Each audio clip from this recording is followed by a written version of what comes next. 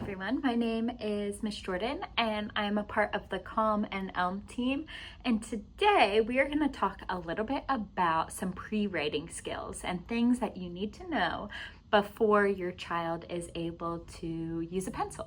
So I know that that's the goal a lot of times, right? And in our heads, we want our kids to be able to write their names and letters and hold a pencil, but there's actually a lot of skills that come before they're able to do that. And those are those pre-writing skills.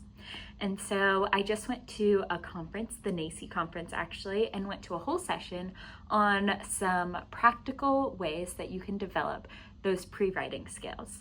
And so there's a few muscles in your hands that you have to develop. The first is the pincer, and kids actually as young as 12 months are starting to use this when they're grabbing things with just their fingers for the first time.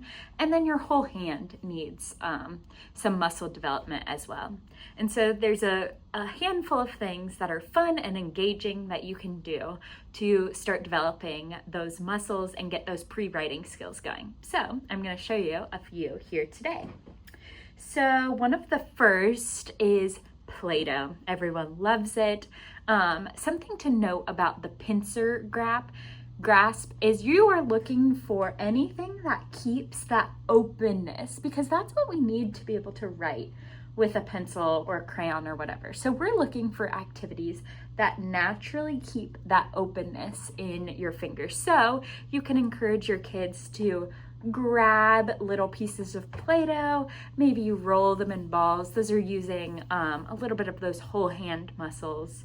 And they can maybe squish it onto things, but anything that involves kind of pinching with Play-Doh is really great for those pre-writing skills.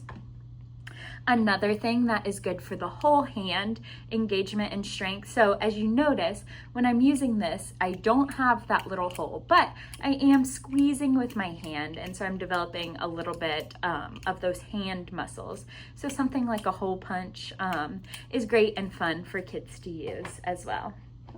Another thing could be tweezers. When I'm using this, I am a little bit using, you can see the pincer grasp right there, and you can practice picking things up. Ooh, maybe I pick up my Play-Doh. You can use cotton balls or pom-poms or leaves or anything in a sensory bin would be great to use with some kid-friendly tweezers. Another thing that's really great and that I learned from the conference actually are these strawberry hullers. I hadn't seen them before, but you can get a pack on Amazon, and it's perfect because there's a little rest for your finger and your thumb, and it fits perfectly right there in between your fingers, and that creates that hole that we're looking to develop. And same thing, you can use this to pick up Play-Doh or pom-poms or crayons, or just make a fun little activity out of it. A few more things. Another is stickers. So these are just some little sticky note stickers, but having to pinch and peel up those stickers, as you can see, creates that little hole, and stickers are a lot of fun and kids love to put them on things, and you can make a fun little activity like that. Another thing, which I thought was interesting, is, and I'm sure everyone has laying around, are crayons. And now, we don't necessarily want a whole crayon. We want little crayons, which I know can make teachers or parents even go crazy. But with a whole crayon, let me have one, kids can hold it like this, and that's not what we're looking for. We don't have any sort of hole in our hand.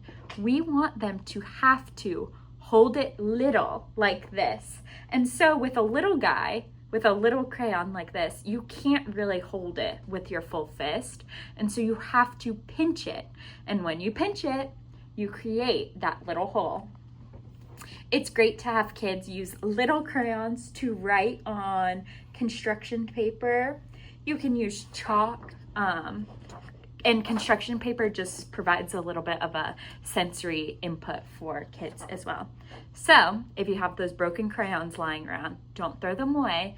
Use them to your advantage as some pre-writing skills. And last but not least, I have some masking tape. And this is just another good thing that kind of similar to stickers, if you had it stuck to the wall or something like that, and kids have to use their fingers to grab and pull it off the wall. Another easy, fun activity that can keep little ones engaged for a while as well.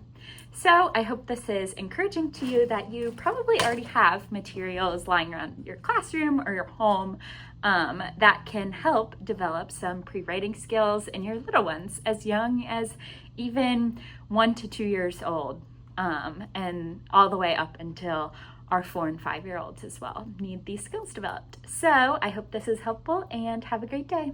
Bye.